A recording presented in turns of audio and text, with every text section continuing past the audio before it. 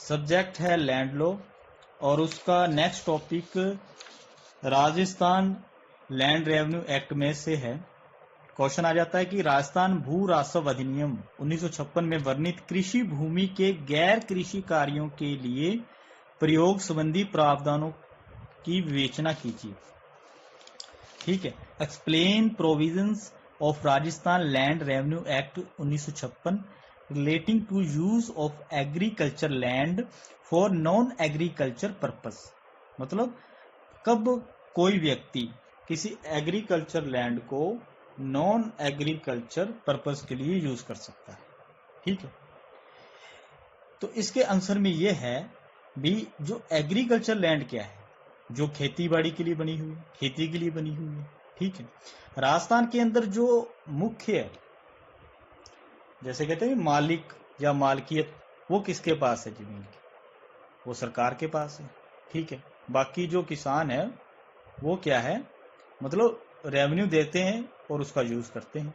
ठीक है, इसके लिए इसमें यह भी है कि वो एक एग्रीकल्चर लैंड को नॉन एग्रीकल्चर पर्पस के लिए यूज नहीं कर सकते। इसके लिए उनको क्या लेनी पड़ती है? परमिशन लेनी पड़ती है गवर्नमेंट की। तो जमीन का मालिक जो मालकियत है वो किसके पास है? वो गवर्नमेंट के पास है। ठीक है, तो इसके आंसर में यह है कि जो भारत है कृषि प्रधान देश है, यहाँ लगभग 80% जो आबादी है, ठीक है, वो किस पर निर्भर करती है? खेती बाड़ी पर, कृषि पर, एग्रीकल्चर पर। ठीक है, यही कारण है कि जो एग्रीकल्चर लैंड है उसकी वैल्यू बहुत है। ठीक है, और ये आशा रखी जाती है और ये ही अपेक्षा की जाती है कि जो एग्रीकल्चर लैंड है उसका यूज किसके लिए हो? एग्रीकल्चर के लिए हो, खेती बाड़ी के लिए हो। मतलब किसी एग्रीकल्चर भूमि या लैंड का उपयोग केवल एग्रीकल्चर पर्पस के लिए होना चाहिए, किसी अदर के लिए नहीं। ठीक है, ये तो सीधी सी बात है भाई, जो खेतीबाड़ी वाली भूमि है उस पर खेतीबाड़ी ही होगी, कोई दूसरा काम नहीं होगा। जैसे कोई बिल्डिंग बना ली या कुछ और कर लिया, कोई बिजनेस कर लिया, ये नहीं हो सकता। ठीक है, लेकिन इसका एक एक्सेप्शन है, अपवाद है भी, आप एग्रीकल्चर लैंड को नॉन एग्रीकल्चर पर्पस के लिए यूज कर सकते हैं। ठीक है, इसके बारे में एक्ट की धारा सेक्शन 90A में प्रोविजन किया गया है, प्रावधान रखे गए हैं। ठीक है, इस एक्ट की धारा 90A में और 82 की शर्तों की जो कंडीशन है, टर्म्स हैं, ठीक है, उनके अकॉर्डिंग आप कर सकते हैं। ठीक है, शर्तें क्या है? पहला तो है रिटर्न परमिशन। भाई जब कोई व्यक्ति किसी एग्रीकल्चर लैंड को धारण किए हुए है, मतलब उसके पास वो जमीन है, ठीक है, या वो व्यक्ति या जिसको ट्रांसफर की गई है, ठीक है, अगर वो उस लैंड को, एग्रीकल्चर लैंड को नॉन एग्रीकल्चर पर्पस से यूज करना चाहता है, तो इस इंटेंशन की सूचना किसको देगा? कलेक्टर को देगा। मतलब कलेक्टर से रिटर्न के अंदर परमिशन लेनी पड़ेगी। ठीक है, अगर कोई व्यक्ति मान लो भी एग्रीकल्चर लैंड का नॉन एग्रीकल्चर पर्पस से यूज कर लेता है without the permission of collector, ठीक है, या ऑथराइज्ड कोई ऑफिसर है, ठीक है, उसकी परमिशन के बिना कर लेता है, तो फिर क्या होगा? फिर उसको उस जमीन से, मतलब जो उसने यूज किया है उसको अवैध माना जाएगा। ठीक है, उसको क्या माना जाएगा? कि इसने जमीन का अतिक्रमण किया है, ये माना जाएगा। ठीक है, उसको बाहर भी किया जा सकता है। क्लियर? मतलब जब भी आप एग्रीकल्चर लैंड को नॉन एग्रीकल्चर यूज के लिए, पर्पस के लिए यूज करो, तो उसके लिए पहले परमिशन लेनी पड़ेगी। किसकी? कलेक्टर की या ऑथराइज्ड जो ऑफिसर है उसके लिए। ठीक है, उसके लिए क्या करना पड़ेगा? एप्लीकेशन देनी पड़ेगी। ठीक है, किसको? कलेक्टर को या ऑथराइज्ड पर्सन को। ठीक है, जो प्रोसेस बताया है, जो प्रोसीजर बताया है, उसके अकॉर्डिंग आपको एप्लीकेशन पेश करनी होगी। Point number 2। ठीक है, पॉइंट नंबर 3 में ये कहा गया है भी कलेक्टर या कोई ऑथराइज्ड ऑफिसर है जिसके सामने आपने एप्लीकेशन रखी है, वो क्या करेगा? इंक्वायरी कराएगा। इंक्वायरी मतलब जांच करवाएगा। ठीक है, जांच के बाद वो कोई ना कोई ऑर्डर दे सकता है। कौन देगा? कलेक्टर या ऑथराइज्ड ऑफिसर है। वो क्या करेगा? या फिर इनकार कर देगा। अगर वो सेटिस्फाई नहीं हुआ आपकी एप्लीकेशन से, मतलब परमिशन देने से इनकार भी कर सकता है। अगर परमिशन देता है तो उसके साथ टर्म एंड कंडीशन भी लगा सकता है कि आप ऐसे ऐसे करके उस जमीन का, उस लैंड का यूज कर सकते हो। ठीक है। उसके बाद संदाय का दायित्व, संदाय मतलब पेमेंट का, कुछ एक टैक्स या चार्जेस होते हैं वो आपको अदा करने पड़ेंगे, पे करने पड़ेंगे। ठीक है।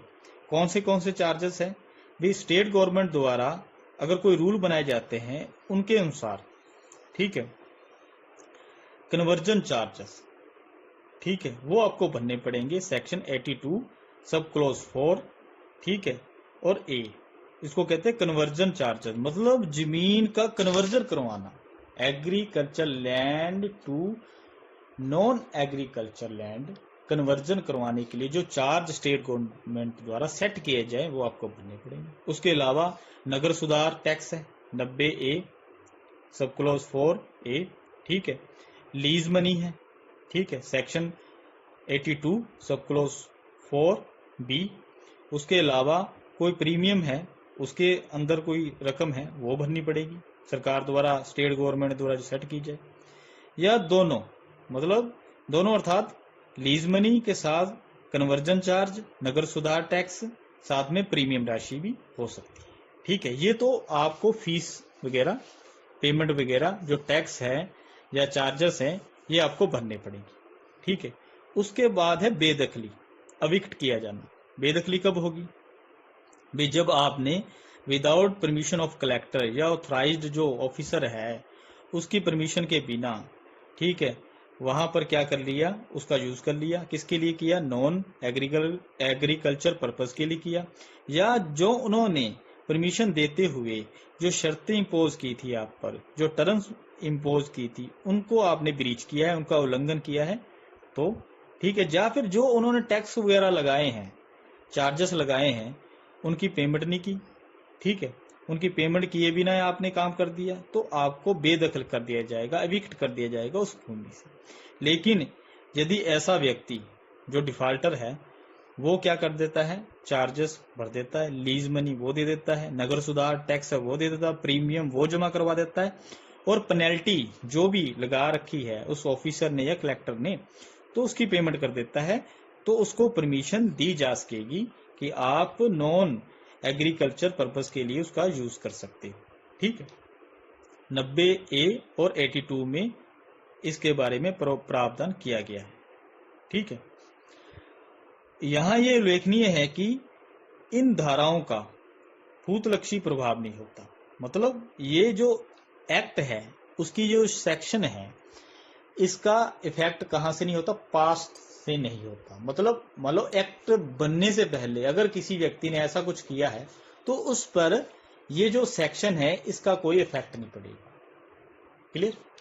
तो इस प्रकार आपका ये छोटा सा टॉपिक है भी, वैसे तो ये इम्पोर्टेंट है भी, इन फ्यूचर ये काम आता है भी। आप मतलब एग्रीकल्चर लैंड है, राजस्थान के अंदर जो मेन मालिकियत है वो सरकार की होती है, ठीक है, और जो किसान है वो रेवेन्यू देते हैं, उसके बदले में जमीन को यूज करते हैं। ठीक है। अब जो एग्रीकल्चर लैंड है वो ये, उसके बारे में ये है कि उसका महत्व बहुत है, ज्यादा आबादी उस पर निर्भर करती है। कहते हैं कि उस लैंड का यूज एग्रीकल्चर पर्पज से ही हो, अदर किसी, मतलब किसी ने उसके ऊपर बिल्डिंग बना लिया, कुछ भी कर लिया, ठीक है, नहीं कर सकते। लेकिन उसका एक एक्सेप्शन है 90A, ठीक है, और सेक्शन 82 जिसके अंदर आप कर सकते हो। ठीक है। जैसे आपने कॉलेज खोलना है, ठीक है, या फिर आपने कोई मकान बनाना है या कुछ करना है उसके ऊपर जो नॉन एग्रीकल्चर है, ठीक है, तो उसके लिए आप कर सकते हो। लेकिन आपको ये प्रोसेस फॉलो करना होगा। पहले तो परमिशन लेनी होगी रिटन में, किसकी? कलेक्टर या ऑथराइज्ड जो भी ऑफिसर हो, ठीक है, सरकार द्वारा अपॉइंट किया गया हो, उसकी रिटन परमिशन से ही आप कर सकते हो। विदाउट रिटन परमिशन करते हो तो आप पर कार्रवाई हो सकती है। ठीक है। मान लो भी फूलचंद बनाम किशन लाल, इस केस में ये कहा गया था कि यदि सरकार की पूर्व अनुज्ञा के बिना, without the permission of state, बिना एग्रीकल्चर लैंड को किसी अन्य पर्पज से यूज कर लिया, मतलब उस पर निर्माण करवा लिया, कंस्ट्रक्शन करवा लिया, तो वो क्या माना जाएगा, ट्रेसपास, अतिक्रमण माना जाएगा। क्लियर। उसके बाद आपको पॉइंट नंबर 2 में यह बताया एप्लीकेशन देनी पड़ेगी कलेक्टर या ऑथराइज ऑफिसर के पास। ठीक है। फिर उसके बाद जो कलेक्टर है या ऑथराइज्ड ऑफिसर है वो क्या करेगा, जांच करेगा। जांच करने के बाद या इनकार कर देगा या परमिशन दे देगा विद टर्म एंड कंडीशन। ठीक है। उसके बाद जो आपको टैक्स वगैरह लगा रखे हैं सरकार ने, कन्वर्जन चार्जेस है, ठीक है, उसके बाद नगर सुधार टैक्स है, लीज मनी है, प्रीमियम है, ठीक है, ये इम्पोज किए जाएंगे, इनको आपको भरना होगा। ठीक है। उसके बाद है अविक्ट किया जाना। अविक्ट मतलब बाहर किया जाना, बेदखली।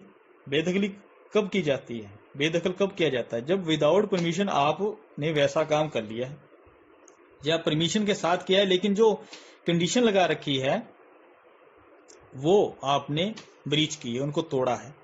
ठीक है। या फिर आपने पेमेंट किए बिना, मतलब जो चार्जेस हैं या जो टैक्स है उसको पे नहीं किया, उसके बिना ही आपने वहां पर उस एग्रीकल्चर लैंड का नॉन एग्रीकल्चर पर्पस के लिए यूज कर लिया, तो आप पर कार्रवाई होगी। लेकिन ऐसा डिफॉल्टर मतलब व्यक्ति है जो वो सारे चार्जेस पे कर देता है। ठीक है। लीज मनी है, जो नगर सुधार टैक्स है, प्रीमियम राशि है, या जो पेनल्टी लगी है, ठीक है, उसको भर देता है, तो उसको बेदखल नहीं किया जाएगा। फिर उसको नॉन एग्रीकल्चर पर्पस के लिए उसके यूज करने का राइट दे दिया जाएगा। ठीक है। और जो इस एक्ट के प्रोविजन है, जो धाराएं हैं, सेक्शन है, वो भूतलक्षी नहीं है, मतलब उनका जो इफेक्ट है पास्ट से नहीं है। अगर कोई काम इस एक्ट से पास होने से पहले हो गया तो उस पर इस एक्ट की सेक्शन का कोई इफेक्ट नहीं पड़ेगा। इस प्रकार आपका ये टॉपिक पूरा होता है।